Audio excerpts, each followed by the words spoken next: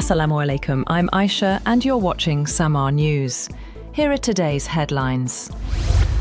Iran's representative to the UN Maritime Agency has said that the Strait of Hormuz remains open to all shipping except vessels linked to Iran's enemies, after US President Donald Trump threatened to target Iranian power plants if the waterway was no fully open within 48 hours. Ali Mousavi said Tehran was ready to cooperate with the International Maritime Organisation to improve maritime safety and protect seafarers in the Gulf, adding that ships not linked to Iran's enemies could pass the strait by coordinating security and safety arrangements with Tehran.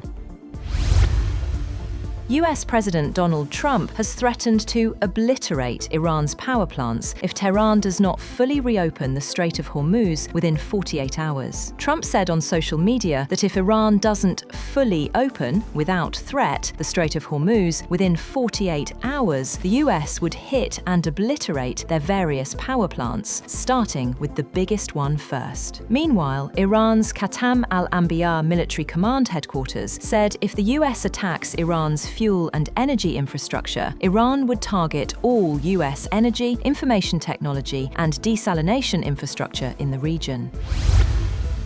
British Cabinet Minister Steve Reid has said that there was no assessment that backed claims Iran is planning to strike Europe with ballistic missiles, or that it even has the capacity to do so. British Housing Secretary Reid told the BBC that he wasn't aware of any assessment at all that they are even trying to target Europe, let alone that they could if they tried. In a separate interview with Sky News, Reid said that US President Trump spoke for himself when he threatened to obliterate Iran's power plants if Tehran did not fully reopen the Strait of Hormuz within 48 hours. Iran has intensified its attacks on Israel, striking key southern cities and expanding the conflict beyond the Middle East with long-range missile launches, raising global security and energy concerns. Iran launched fresh ballistic missile attacks targeting southern Israeli cities, including Dimona and Arad, causing widespread destruction and mass casualties. More than 100 people were injured in the strikes, including children, after at least 2 missiles evaded Israeli air defense systems. In Dimona alone, at least 39 people were wounded, including a teenager seriously injured by shrapnel. In Arad, around 88 people were injured, with several in critical condition. Meanwhile, Saudi Arabia has activated its air defences after ballistic missiles were launched toward the capital. Saudi Arabia's Ministry of Defence confirmed that 3 ballistic missiles were fired toward the Riyadh region early on Sunday. Air defence systems successfully intercepted 1 missile, while the remaining 2 fell in uninhabited areas, preventing casualties or major damage. Alongside the missile threat, Saudi forces also intercepted multiple aerial attacks overnight. In response to what it called blatant Iranian attacks, Saudi Arabia declared the Iranian embassy's military attaché, assistant attaché, and 3 other staff members persona non grata, ordering them to leave the country within 24 hours.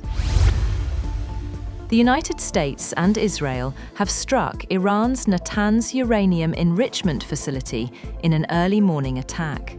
Authorities in Iran say there were no radioactive leaks and no risk to nearby residents. The UN nuclear watchdog, International Atomic Energy Agency, also confirmed that the site remains safe and that it is monitoring the situation after being informed of the attack. The site had been targeted earlier this month as part of ongoing military operations. US President Donald Trump said the United States is considering winding down its military operations in the Middle East while continuing efforts to neutralize Iran's missile capabilities. In a social media statement, Trump indicated that Washington's objective is to render Iran's missile systems and launchers completely inoperative and to dismantle its defense industrial base. The remarks came as US officials claim significant progress in degrading Iran's military infrastructure during the ongoing conflict. A devastating attack on a hospital in Sudan's Darfur region has killed at least 64 people, including children and healthcare workers, further deepening one of the world's worst humanitarian crises. According to the World Health Organization, the strike targeted Al Dain Teaching Hospital in East Darfur's capital on Friday night, leaving at least 64 people dead. Among the victims were 13 children, multiple patients, 2 female nurses, and 1 male doctor.